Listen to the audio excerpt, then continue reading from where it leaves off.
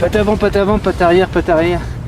Mais purée, c'est magnifique, parce que c'est presque fossilisé en fait. Si ça se trouve, elle est très très vieille. Cette trace, comme il pleut jamais. Pour écrire cette première chronique, je ne savais pas par où commencer, alors j'ai branché mon casque et j'ai lancé la lecture du morceau L'attaque des loups de Nick Cave et Warren Ellis.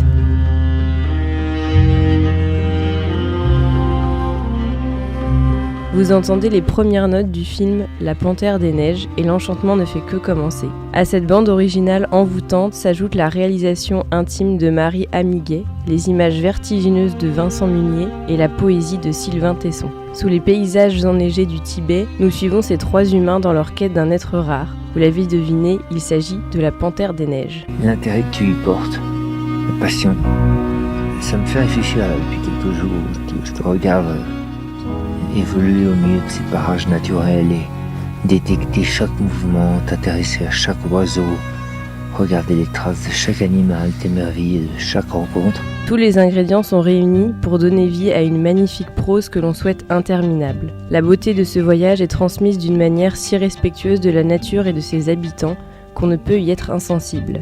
D'abord l'ascension, puis l'attente, toujours l'attente, encore l'attente. Mais même pour les plus impatients, moi y compris, l'affût n'a jamais paru si simple, et comme le dit si bien Tesson, c'est aussi un style de vie, ou du moins ça devrait l'être. Le film est un véritable périple qui ne nous demande aucun effort en tant que spectateur et spectatrice, et pourtant on se sent voyageur et voyageuse à part entière, si bien qu'on a un sentiment d'accomplissement quand la fin arrive, car malheureusement elle arrive.